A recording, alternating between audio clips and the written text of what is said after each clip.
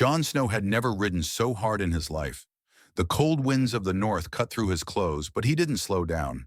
His horse was near exhaustion, just like him, but time was slipping away, and he had to reach the twins before it was too late. Ghost ran beside him, his white fur flashing in the moonlight like a ghost for real. Jon didn't know how he knew, but deep inside something told him that his brother, no, his king, was in danger. Robb was walking into a trap, and no one could stop it unless Jon reached him in time. It started with a raven, a message from one of Catelyn Stark's old allies who had spies in the Frey camp. They had written just two words: it's betrayal. Jon had been at Castle Black, still trying to understand who he really was after learning the truth about his birth. But as soon as he read that message, he didn't care about bloodlines or titles anymore. He just knew he had to save his brother. And so he rode faster than he ever thought possible, through woods, across rivers, barely stopping to eat or sleep. When he reached the edge of the neck, the land had already turned green and damp, the riverlands full of fog. The twins were near now. He could feel it, but he was already too late. From a hilltop, Jon looked down and saw the towers of the twins standing in the night like cold gray giants. The torches were lit. There was music playing, a wedding celebration. Robb's banner waved above the camp outside the castle, gray direwolf on white. He was still alive. But the feeling in Jon's chest didn't fade. In fact, it got worse. Then he saw Ghost stop dead in his tracks, his ears twitching, his nose sniffing the air. Jon's heart dropped. Ghost had sensed something wrong. Jon dismounted and crouched beside his direwolf. "Do you smell it too?" he whispered. Ghost let out a low growl, deep in warning. And then they heard it, screaming, steel, chaos. Inside the twins, something had begun. Jon didn't wait. He leapt back on his horse and galloped straight toward the gates. Arrows whizzed past him, men shouted, but he didn't stop. The guards at the gates were confused. Some tried to close the doors, others stood frozen. Ghost tore one down before they even saw him coming. Jon pushed through the gates just as hell broke loose. Inside, Robb's bannermen were being cut down. Frey men turned on them, killing guests, stabbing soldiers who were unarmed. Blood sprayed across the hall. Catelyn Stark was screaming, her voice full of pain and horror. Jon didn't think. He leapt from his horse, drew Longclaw, and ran into the chaos. He saw Robb, surrounded by Frey soldiers, fighting like a cornered wolf. His sword swung wide, cutting down two men. But there were too many. Jon shouted, "Robb!" Robb turned, his eyes wide in shock. "Jon!" Jon reached him just in time to stop a Frey soldier from stabbing Robb in the back. Longclaw went through the man's chest like butter. Robb and Jon stood back to back now, surrounded but alive. "What the hell are you doing here?" Robb shouted, panting. "Saving your bloody life," Jon growled. Together they fought their way through the hall. The Freys were caught off guard. They hadn't expected this. Another Stark, another direwolf, another weapon in the dark. Ghost was ripping throats. Jon was cutting down anyone who came close. Robb was bleeding, his arm wounded, but he didn't stop. They had one goal now: survive. And then, something amazing happened. The Stark men outside, hearing the cries, saw Ghost and knew. They charged the castle from both sides. A few Frey guards tried to hold them back, but it wasn't enough. The tide was turning. Catelyn grabbed a dagger from a fallen man and stood beside her sons. Her hands were shaking, her face pale, but she was ready to die fighting. But they didn't die. Not that night, because Jon Snow had arrived in time. The hall was painted red with blood. Jon stood beside Robb, chest heaving, Longclaw dripping with gore. Ghost was snarling over the body of a Frey guard, his white fur stained crimson. Catelyn gripped her stolen dagger with both hands, her eyes locked on Walder Frey, who still sat untouched at the head of the hall. The old man hadn't moved. He looked at the chaos like he was watching someone else's problem, his face calm, almost bored. "You traitorous bastard!" Catelyn spat, stepping forward. Robb grabbed her arm. "Mother, don't!" But Jon had no such restraint.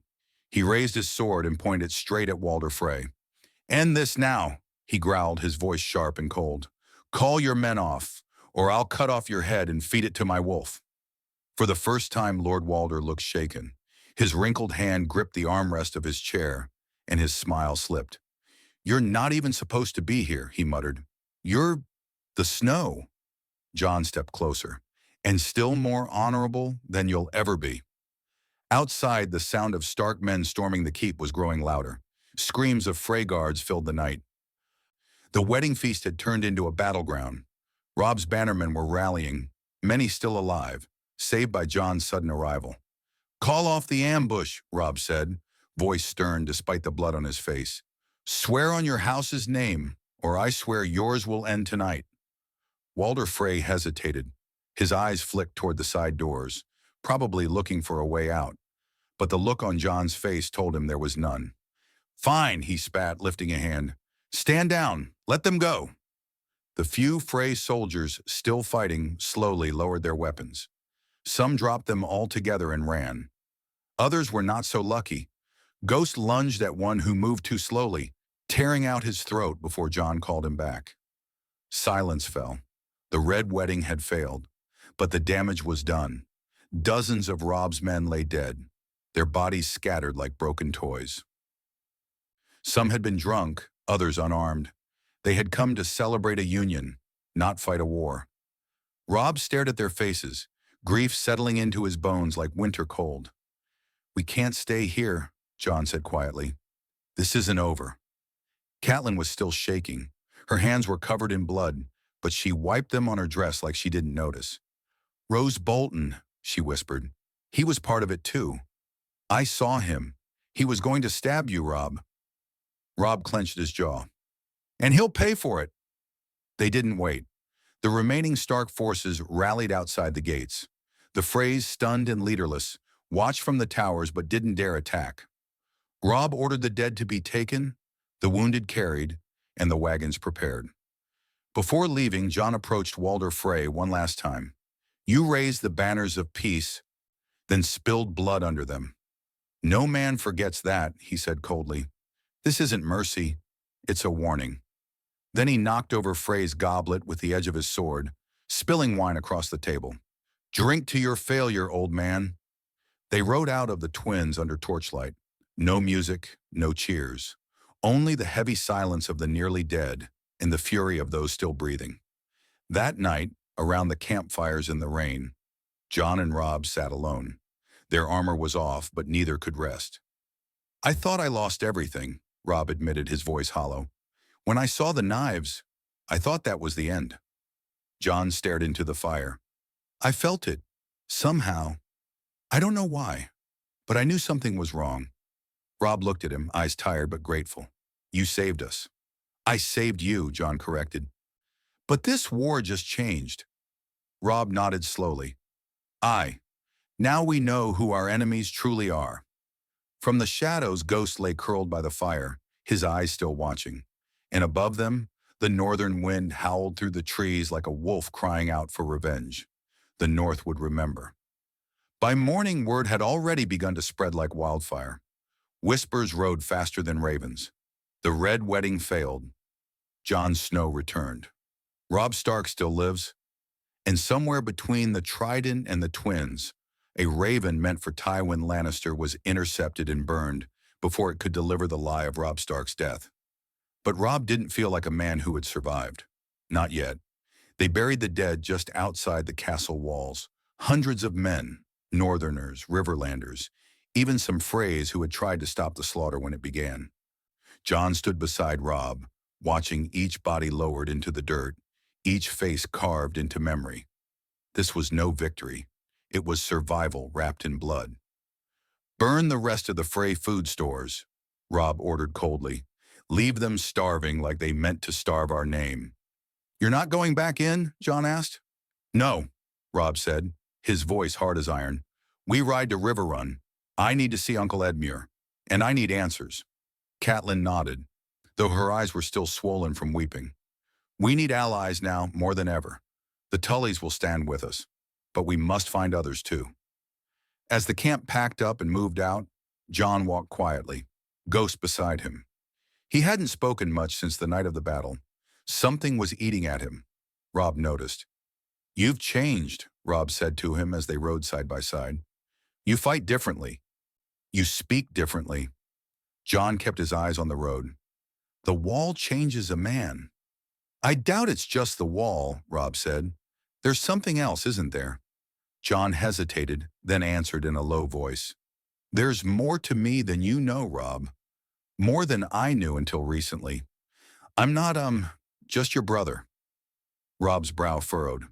"What do you mean?" But before Jon could answer, a horn blew up ahead.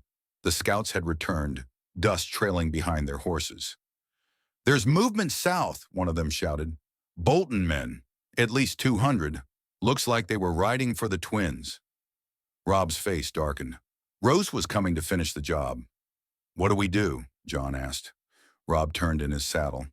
"We give him a message the whole realm will hear." Later that day, near the banks of a quiet stream, Rose Bolton's men stopped to water their horses. They didn't know they were being watched until arrows rained down from the trees. The ambush was swift and brutal. Jon led the attack from the flank, slicing through Bolton's soldiers like they were training dummies. Ghost leapt from the shadows, dragging men from their saddles. Robb came in from behind, his dire wolf gray wind charging with fury in his eyes. Within minutes, the Boltons were broken. Jon dragged the last survivor to the ground, Rose Bolton's personal bannerman, a man named Steel Shanks Walton. Jon shoved him to his knees before Robb. "You tell Rose," Robb said through clenched teeth, "that the North remembers, that House Stark still stands, and that I'm coming for him." Then he nodded to Jon. Without a word, Jon drew Longclaw and took the man's ear, not his head. "That's so he listens better," he said coldly, tossing it into the dirt. They sent the survivor back on a half-dead horse, bleeding and shaking. By nightfall, every man in the camp felt the change in their king. Robb Stark was no longer fighting to win a war. He was fighting to avenge a betrayal so deep, it tore through his soul like wildfire. Jon stood near the fire again that night, looking up at the stars. So many of them burned above, and yet so many good men now lay beneath the ground. Robb approached quietly. "What were you going to tell me back there?" he asked. Jon didn't answer right away. Then finally, "I'm not just your brother. I'm your cousin. My mother was Lyanna Stark." Robb stared at him. "That's not possible. She died." "She died giving birth," Jon said, his voice soft but steady. "Rhaegar Targaryen was my father." Robb stepped back, stunned. "You're the son of the Dragon Prince," he said in disbelief. "No," Jon said firmly. "I'm still Jon Snow. Still your family. But now you see why I had to come. Why I felt it. Something's not done with us yet." Robb looked at him for a long time, then nodded. "Then let's finish what they started." River Run stood tall against the morning fog, its red walls soaked in river mist and sorrow. The banners of House Tully still flew, but they were drooping, tired, like the people inside. When Robb Stark and his surviving army arrived, the gates opened slowly, not with celebration, not with fanfare, but with quiet dread. Everyone had heard the whispers. The Red Wedding failed, but just barely. Edmure Tully came out to greet them, his beard longer than before, eyes sunken.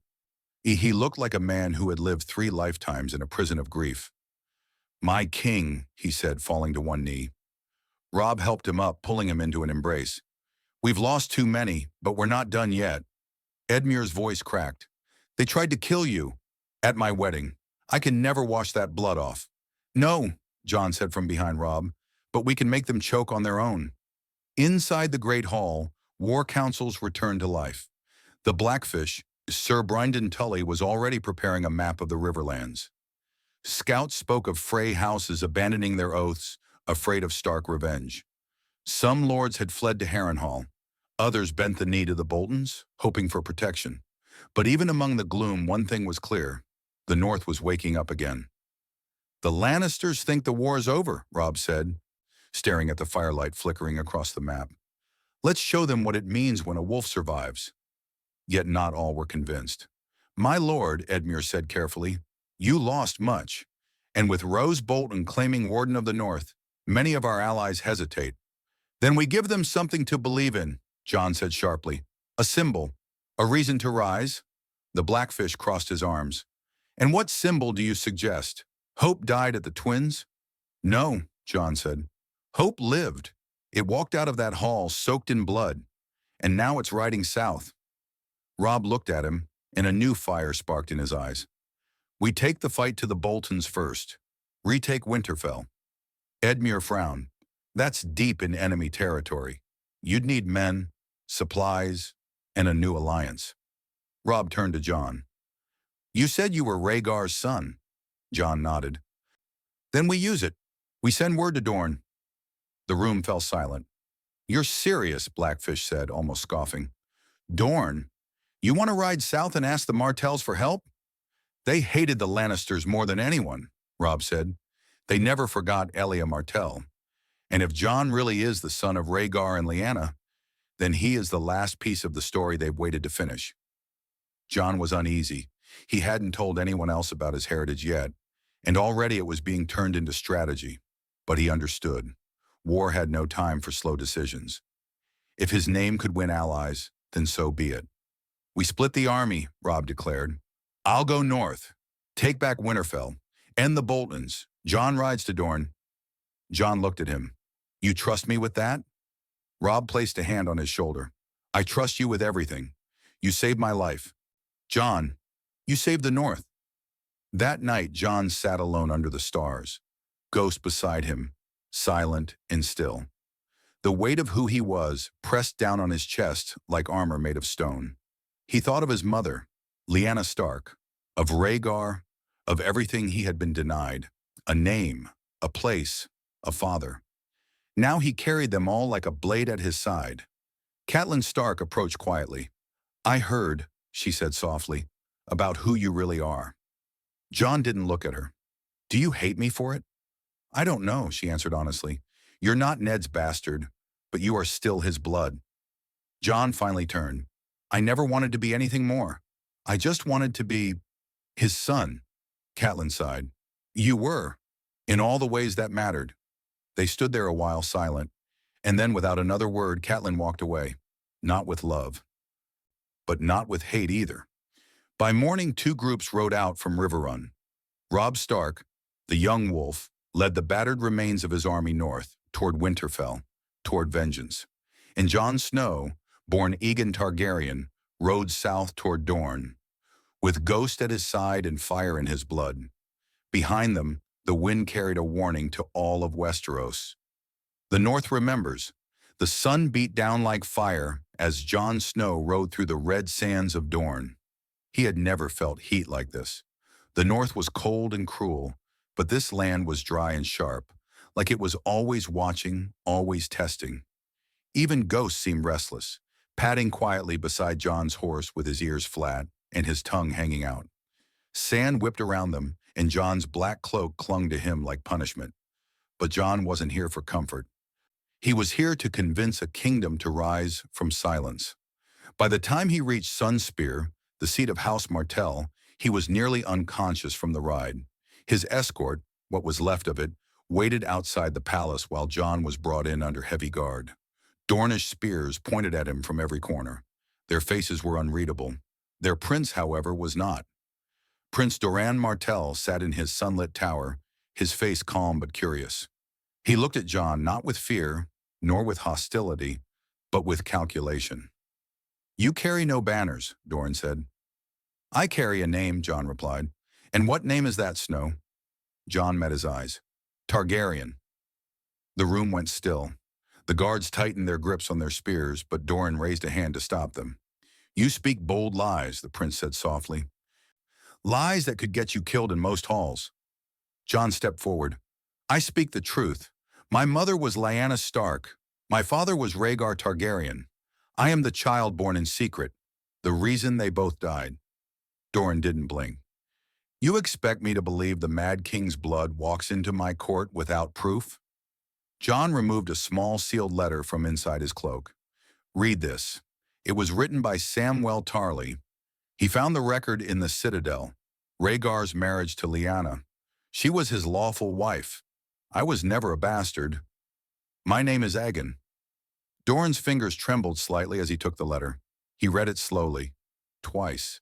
Then a long silence filled the chamber. Finally he spoke. Then the dragon has not died, only slept. He turned his gaze out the window, toward the burning red mountains. Elia Martell was my sister, Rhaegar's first wife. The Lannisters murdered her children. We have waited for justice. But I have always moved carefully, slowly, for the sake of my people. Jon nodded. But now the Lannisters move in the open. They tried to destroy the Starks, tried to end the North, and they will come for you eventually too. Dorne gave him a long look. And what do you want, Jon Targaryen? Men, Jon answered. Ships, spears, riders. I don't want your land. I don't want your crown. I want revenge. Dorne chuckled softly, but there was no joy in it. You sound like a Martell already. That evening, as the sun dipped below the burning dunes, Jon stood on a balcony overlooking the sea. He wasn't sure what to expect from Dorne. All his life he had been the outsider, the unwanted one. First a bastard, then a brother in black, and now a dragon no one had asked for. Ghost sat beside him, ears twitching at every sound. You came far, said a voice behind him. Jon turned. It was Ilaria Sand, Oberyn Martell's paramour. Her eyes were sharp but not cruel. You carry his blood, she said, stepping closer. Rhaegar's. You don't look like him, but you have the eyes. I didn't know him, Jon said quietly. No one did, she replied. He was a mystery, a song half finished. And you may be the last verse. Jon didn't know what to say to that, but she smiled faintly. We will help you, not for your name, but for your cause. The next morning, Doran Martell made it official. He sent out ravens to gather the banners of Dorne. He summoned the captains of the sand ships. Spears were polished, swords sharpened. For the first time since Alea's death, the Martells prepared for war, and Jon Snow, Jon Targaryen, was the symbol they would ride behind. Far to the north, ravens carried news of Dorne's rising. Robb Stark stood on the snowy path to Winterfell and read the letter himself. He smiled bitterly. Looks like you woke the whole damn kingdom, Jon. Behind him, the north was gathering too. The Boltons didn't know it yet, but winter was coming home. The north was silent. Not the peaceful kind of silence. No, this was the stillness before a storm, the hush before a slaughter. As Robb Stark stood atop the last ridge before Winterfell, he could feel the tension in the frozen wind, could smell the rot of betrayal buried beneath the snow. The gray walls of his childhood home rose ahead, cold and cruel. But it no longer looked like home. It looked like a prison taken over by wolves in sheep's clothing. Flayed banners flew where the direwolf once had. The crimson sigil of House Bolton, a man skinned alive, mocked Robb from above the gates. Rose Bolton had taken everything, his title, his home, his people, but not for much longer. Robb turned to his commanders, Sir Brynden Blackfish, grim and ready, Lord Maeg Mormont, her face hardened like stone, and behind them, thousands of Northmen who had survived the Red Wedding's attempted massacre and returned with fire in their eyes. Tonight, Robb said, we take back what's ours. No horns, no drums, no announcements, just steel, snow, and vengeance. As the first flakes of snow began to fall, Robb's forces crept through the woods, ghosts in the darkness. Wolves returned to their den. The Bolton guards on the walls were sluggish, lazy. They thought Robb was dead. They thought the North had bent the knee. They thought wrong. The first arrow flew silently through the throat of a lookout. A second pierced another before he could scream. Then the gates opened, not by siege but from within. A dozen loyal Winterfell servants, who had risked their lives hiding in the crypts, opened a side passage under the cover of night. Robb was the first through. His sword, Red Rain, taken from a fallen foe, gleamed as it slashed down the first Bolton in his path. Behind him, the North flooded into Winterfell like a tide of ice and fury. The battle was fast, brutal, and bloody. There were no rules, no mercy. just Northmen reclaiming what had been stolen. Rose Bolton stood in the great hall, wearing black, sipping wine as if the screams outside were music. "You've come then," he muttered as Robb kicked the door open. Robb entered slowly, sword in hand, eyes burning. "Did you think I wouldn't?" Rose's calm didn't waver. "You were dead." "I was betrayed," Robb said, his voice low. "But I lived, and now your time has run out." Rose stood, placing the goblet aside. "You're not the only wolf left, Stark." From the shadows, Ramsay stepped forward, grinning like the mad dog he was, a pair of blood-stained knives in his hands. "I flayed your bannermen," Ramsay whispered. "I wore their skins while feeding their sons to dogs." Robb didn't flinch. "Then you'll die slower." The duel began in a storm of blades. Ramsay moved like a serpent, fast and unpredictable, slashing with both hands. But Robb had learned. He wasn't the same young boy who marched south with honor and blind trust. He was forged in betrayal now, carved by death. He moved with purpose. Steel clashed, sparks flew. Ramsay lunged, slicing Robb's arm, drawing blood. But Robb didn't stop. He countered, kicked Ramsay into the fire pit, then drove his sword through his gut as he crawled out, screaming. "You think this hurts?" Ramsay coughed blood, grinning even as he died. "You think you win?" Robb pulled the blade free, silent. Rose Bolton stood watching, unfazed. "This war never ends. You kill me, another rises." Robb walked to him slowly, every step echoing through the stone hall. "No," he said, lifting his sword. "It ends now." Rose fell with a clean strike to the neck. The doors burst open behind them as northern soldiers filled the hall. Cheers erupted. The flayed man banners were torn down, burned in the hearth, and replaced with the gray dire wolf of House Stark. Winterfell had been retaken, but Robb didn't celebrate. He walked through the snow to the Godswood, alone, past the broken towers, past the blood, to where the ancient weirwood stood, its face weeping red tears. He knelt. "I failed you once," he whispered to the old gods, "but I've come home." And far to the south, in the burning heat of Dorne, Jon Snow received the raven that said everything.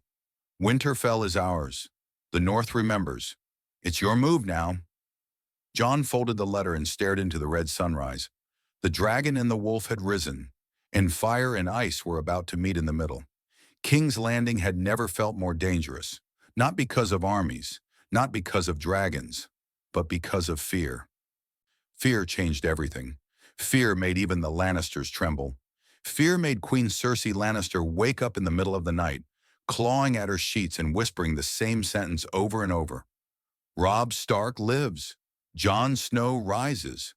Dorne marches." Her spies had told her everything. The Red Wedding had failed. The North had unified. The Boltons were dead. And now the Martells were preparing for war, with a Targaryen at their side. This wasn't the war she planned. This wasn't the future she imagined. And for the first time in many years, Cersei felt the cold fingers of fear tightening around her throat. Far away from the capital, Jon Snow rode at the front of a growing Dornish host. Hundreds of spearmen marched behind him in formation. Sand steeds kicked up dust clouds on both sides. Doran Martell had not come, but he had sent his fiercest warriors, Oberyn Martell's daughters, the Sand Snakes, Obara, Nymeria, Tyenn, all deadly, all unpredictable, all watching Jon with curiosity, disrespect, and a hint of admiration. "You don't look like a prince," Obara said one afternoon as she sharpened her spear beside him. "I'm not a prince," Jon replied. "You will be," she said, smirking, "whether you want it or not." Nymeria laughed. "Dorne loves a good story, Lord Snow. A stolen birth, a hidden dragon, a wolf raised as a bastard. You'll ignite the realm before you even reach King's Landing." Jon didn't answer. He didn't care for thrones or crowns. His only goal was simple: end the Lannisters' rule. But he knew something else too. If he marched on King's Landing without a plan, thousands would die. Innocents, children, his men. This war had cost enough already. When he reached the Stormlands, he paused, pitched camp, sent scouts. He needed allies. real ones, and one arrived sooner than expected. At dusk, as the sun bled across the sky, a ship approached the shore. Black sails, no sigils, no banners. Jon's hand gripped Longclaw. Ghost stood rigid beside him. From the ship walked a man in dark armor, with a grim face and tired eyes. A face Jon had not expected to see again. Sir Davos Seaworth. Jon, Davos breathed, stepping forward. Seven hells! It really is you. Jon felt shock hit him like a hammer. Davos, how? Why are you here? Davos bowed deeply. Your name is rising, lad, and the realm is shaking. I came because someone told me you'd need a guide. Someone who knows the capital. Jon's eyes narrowed. Who sent you? Davos smiled sadly. A woman with red hair and too many secrets. Melisandre. Jon stiffened. He still remembered her shadow demons, her burning fires, her talk of prophecy and destiny. I don't follow her, he said coldly. No one said you would, Davos replied, but she sees things. And she said you'd need help getting into the city and surviving what waits for you there. Jon didn't trust magic, didn't trust prophecies, but he trusted Davos, and the Onion Knight leaned close, lowering his voice. Cersei has wildfire hidden under the city. Jon froze. How much? Davos swallowed. Enough to burn every man, woman, and child if she decides she'd rather rule ashes than lose. Jon closed his eyes for a moment. There it was, the cost of war. If he attacked the walls, she'd burn the city. If he waited, she'd call new bannermen. If he negotiated, she'd slit his throat the moment he stepped inside. But then Davos whispered something else, something that changed everything. There's someone else inside the city, someone who wants Cersei gone. Who? Jon asked. Davos hesitated. Tyrion Lannister. Jon opened his eyes. The Queen's brother? Aye, and the smartest man in the capital. He's risking everything to send a message. Davos handed him a scroll. Jon broke the seal. Inside were only 6 words. Come at night. I'll open the gates. Nymeria Sand whistled. A Lannister offering betrayal? Now that's a gift. Jon didn't smile. He didn't trust gifts. Not anymore. But he saw a path forming, one that might save lives. If Tyrion was telling the truth, Jon could enter the capital with a small force, take the Red Keep from within, and end Cersei's rule before she lit the whole city on fire. He folded the message slowly. Tell the men to prepare, Jon said. At sunrise, we march closer. At sunset, we plan. Ghost growled softly, staring toward the distant horizon. And far away in the capital, Cersei Lannister stared into her mirror, whispering, If the wolves come, I'll burn them all. The final battle was approaching, fire to the south, ice to the north, and Jon Snow, caught between both. King's Landing slept uneasily beneath the stars, unaware that death was already inside its walls. Jon Snow stood in the shadow of the city's southern gate, cloaked in black, Ghost at his side, and a small force of Dornish spearmen behind him. No banners, no horns, just silence. They waited. Then, a click. A door cracked open. A hooded figure waved them in with urgency. Tyrion Lannister. He didn't speak. He just led them quickly through winding alleys and stone tunnels underneath the city. Ghost growled at every corner, but Jon kept moving. They couldn't afford hesitation. They had one shot, one moment before Cersei awoke, and the wildfire burned them all. You're certain she hasn't found the caches? Jon asked in a hushed voice. She knows where they are, Tyrion whispered back, and she's mad enough to use them. The city above was quiet, but not calm. Tension hung in the air like smoke. Word had spread that a Targaryen was marching with Dorne, that Robb Stark had returned. Panic simmered beneath every cobbled street. As they emerged into the Red Keep's lower levels, Jon spotted the first gold cloak, unconscious, gagged, stripped of armor. Tyrion's work. She's in the throne room, Tyrion said. She never sleeps elsewhere anymore. Afraid? Jon asked. No, Tyrion said. She's waiting to die, but not before she takes the rest of us with her. They ascended quietly floor by floor until they stood outside the massive black doors of the throne room. Jon motioned for his men to surround the outer hall. He pushed the doors open. Cersei sat alone on the Iron Throne. She wore black. Her crown glinted under the torchlight. Her face was pale but fierce, like a woman ready to spit in the face of death. "Well," she said coolly, "the bastard dragon arrives at last." Jon stepped forward. His sword remained sheathed. "No more blood," he said. "Surrender, and your people live." Cersei chuckled bitterly. "My people? They spat on me after Joffrey died. They cheered when Tommen jumped. This city has no people. Just parasites." "You've lost," Jon said. "The North is united. Dorne is at our back. Your armies are scattered, and your allies fear your name." "Good," she hissed. "They should." Then her voice softened. "You think I won't do it, don't you? You think I won't burn them all? You've never seen a mother lose everything." She pulled a small pin from her dress. Jon's eyes locked on it. Ghost growled. "I saw children burned alive," Jon said. "I saw kings rise and fall. But if you do this, if you destroy King's Landing, you won't be remembered as a queen. You'll be remembered as a madwoman who drowned the world in fire." Cersei stood. Her hand trembled. "Go on then," she whispered. "Kill me. Take your throne." "I don't want the throne," Jon said. "Liar." "No," Tyrion cut in. "He's not." Cersei turned to him, her last living brother. Her face cracked, just for a second. "You're not on my side anymore," she said. "I never was," Tyrion replied. "I was on the side of the people, and you gave up on them a long time ago." She stared at him, then looked at Jon, at the soldiers behind him, at the empty room where once all the power of Westeros had knelt before her, and she realized she was alone. Her hand dropped the pin. She didn't cry, didn't scream. She just sat back down. "Then do it," she said. "Take it." Jon approached the throne, but he didn't sit. He turned to Tyrion. "Send ravens. Call for the lords of every house. They'll decide what happens next." Tyrion raised an eyebrow. "A council?" "A realm," Jon said. "Not ruled by fear, but by choice." Days later, banners from across Westeros flew above King's Landing. Robb Stark entered the throne room, flanked by northern lords. He embraced Jon tightly, overwhelmed. "You did it," he said. "You ended it." Jon shook his head. "We ended it." The lords gathered. Dorne, the North, the Vale, the Reach. Even the Iron Islands sent a representative. Cersei was imprisoned, not executed. The realm was too fragile for more blood. She sat in the Red Keep under heavy guard, watching the new world rise without her. And in a quiet corner of the garden, Jon Snow stood alone. Robb joined him. "They want you to rule," Robb said.